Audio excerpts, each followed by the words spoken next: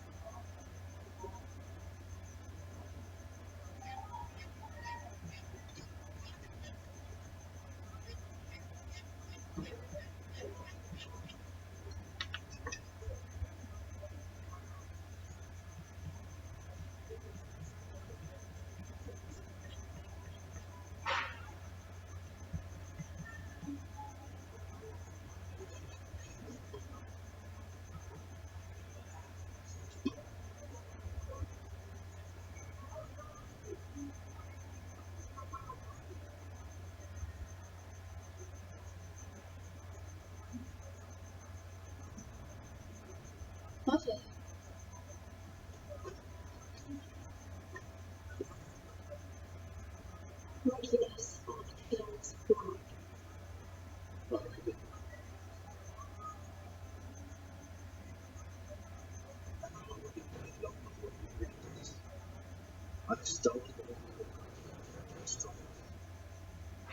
Murkiness feels wrong. Yes, this reaction is strong.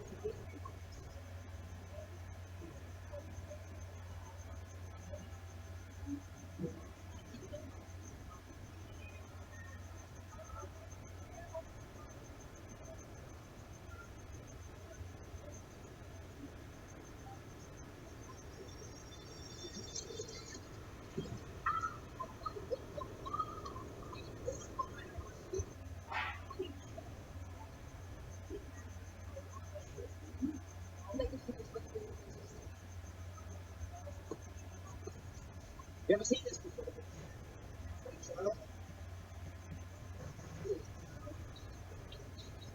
That would too. One day. One day.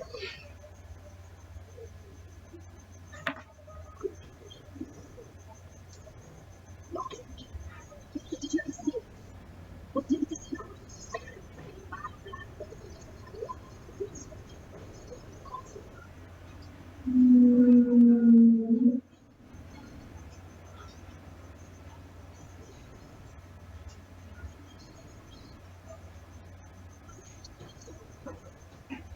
happen?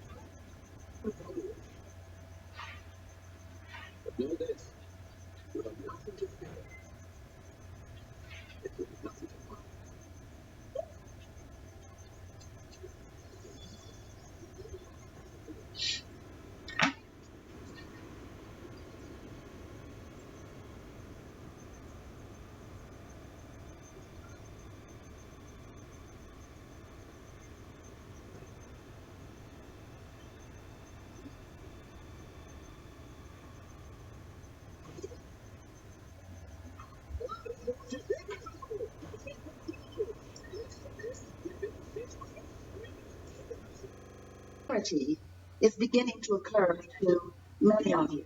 We've been talking about this vortex. You get it, don't you? Conceptually, it's an idea that you can wrap your thoughts around. And we've been letting you know that there is potentially a vibrational gap between who you really are, which is the done deal, the vibrational doneness, it's done, it's done, it's done, and what you have so far allowed to manifest because of what's going on vibrationally.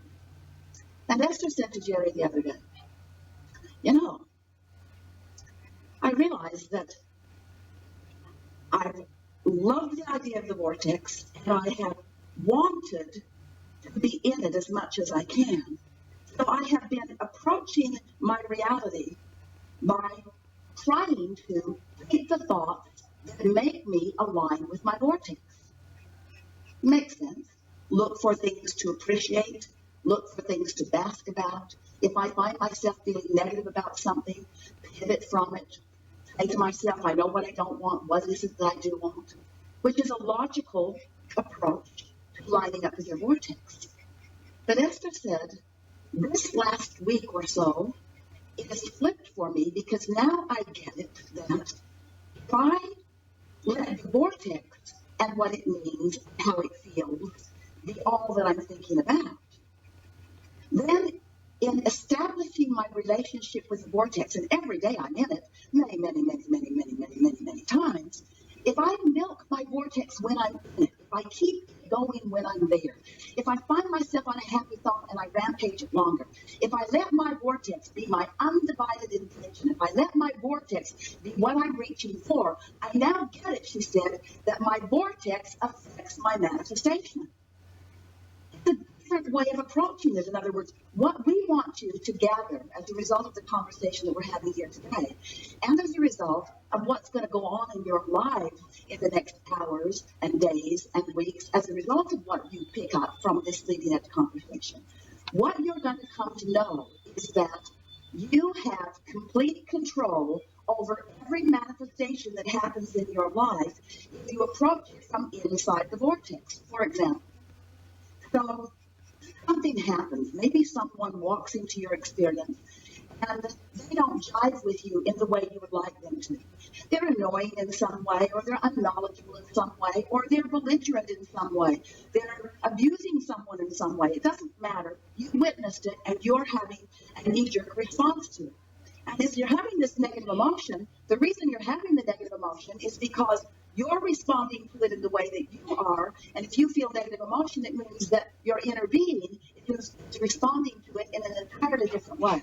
In other words, what you're feeling isn't about what you've witnessed, it's about your relationship with the larger part of you who's having a different experience. Can you hear that? Because who you really are is loving this obnoxious person, even though you are not. And so the risk that you've got going on is the separation is too strong a word between who you really are and who you're being. So that's a manifestation that happened. This is the thing that we want you to realize. That person walked into your life and you experienced that manifestation. When we talk about manifestations, we know you think we're talking about cars and empires and legacies and books and relationships and all those pinnacle sort of things that you've been thinking of in terms of goals that you're reaching for. But we want you to understand that what manifestations are, what we really mean by manifestation is what's happening now. This is a manifestation. This room, these lights, these screens, this sound, this people, this global audience. This is the manifestation that's happening right here and now. Your relationship with your chair, your relationship with the people you're sitting next to. This is a manifestation. Manifestation. It's happening now. Manifestation. Everything that is happening around you is a manifestation that is evidence of one thing and one thing only. Your relationship with your vortex. So the fact that this annoying person is there or this belligerent person is there is your manifestation, which is simply reflecting back to you your relationship with your vortex. That's all. And that's what's so interesting. Esther nearly fell off the bed and then the chair and then the car and then the bed and then the chair and then the car. As these processes have been going through her mind, the thought processes, and she realizes that everything that's happening is a reflection of only one thing, her relationship with the vortex. So, for example, Esther said to Jerry, if I were to do something for you kitchen-wise in my beautiful new kitchen, what would you like it to be?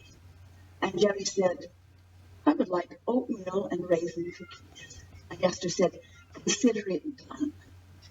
She went to the kitchen, snatched everything out of the cupboard, except baking soda, which was not there, because she has never baked in this kitchen before. And so she said to Jerry, I'm on the hunt for baking soda. And Jerry said, I think I saw some in the refrigerator at the guest house because Sylvia has freshened everything, and I think it's in there, like a freshener thing. Esther said, I'm on it. So she jumped in the car. Now, their garage is carpeted, which is a little tricky because on 3 occasions, Jerry has ended up at a restaurant with no shoes on. Because it just feels logical to get in the car from the car. And now Esther jumps in the car, goes through a gate or two, goes to the guest house, steps out into the gravel in her stocking feet, and says, right out loud, can someone please explain to me why I'm here in my stocking feet? Then she goes down the pathway into the cottage and thinks to herself, surely there are a pair of shoes or carpet slippers in the closet. So she walks into the closet and finds herself in very wet carpet. She calls Fidel, and he tells her, as he examines it, that the air conditioner, no one's been in the cottage for a long time, the air conditioner's been running, it's plugged up, and it is draining into the closet. And Esther is saying, now no one needs to tell me why I'm here in my stocking feet. In other words, a manifestation, a path of least resistance. Jerry wants cookies. He wants the kind of cookies that don't have baking soda. The baking soda isn't in the house, but the baking soda is at the cottage. Esther goes in her stocking feet. Now, you might say coincidence. You might say, oh, that's one way to twist a really stupid story into something meaningful. But what it is the path of least resistance manifestation, because things are always working out for you. You see, things are always working out for you. Esther could not get back over to the house to tell Jerry fast enough. She wasn't even upset that the house smelled funky or that the carpet was wet or that she didn't know what the problem was. She was exhilarated that the universe had delivered to her an answer to a problem she did not even know she had, because things are always working out for her. You get what we're talking about. Manifestations, manifestations. So if you are feeling worried about something, what you're going to receive back as feedback from specialists, from anybody that knows, is information that doesn't have anything to do with your reality, doesn't have anything to do with your expected manifestational reality, doesn't have anything to do with anything except it's feedback to how you're feeling. You say, oh, this test or this x-ray or this conversation or this whatever is coming to me is a statement of fact. And we say, it will give you that, but it's a statement of only one fact: your vibrational proximity to your vortex, period, end of story. So what we want you to begin to watch for, it will be fun for you to watch, is that if you will hear us when we say that you have the ability to develop a personal and deliberate relationship with your vortex, with your inner being, with the larger part of you, with good feeling emotions. And if you will practice the vibration of it as often as you can and milk it when you find yourself there, so that you become so familiar with the feeling of who you really are, that you will see right before your eyes manifestations reflecting where you are. Personalities of people that you know will shift. Events that have been moving in one direction will shift. You have control. You are the creator of your own experience because you are the creator of your relationship with your vortex. And when you get that, people will say to you, what's going on with you? Why is it that you defy the odds and defy the logic and you turn heads wherever you go and things always work out for you no matter what? And you say, or maybe you don't, because some of them are ready to hear it and some of them are not ready to hear it. I am the creator of the manifestation that comes to me, and I can control what happens to me in traffic. I can control where I am when the weather is doing whatever it's doing. I can control the relationship that I have with airline flights. I can control the relationship that I have with my physical apparatus. I can control my relationship with my children and with strangers and with family. Family. I can control my relationship with family because I don't have to control what they think or what they know or what they do. I have one very simple task. I know that who I really am exists as a loving, expansive, expanding, eternal being, and that part of me is the largest reality that exists. And I have access to the awareness of my relationship with that. And now I've got that. Everything in my experience is not just working out for me eventually, it's working out for me now.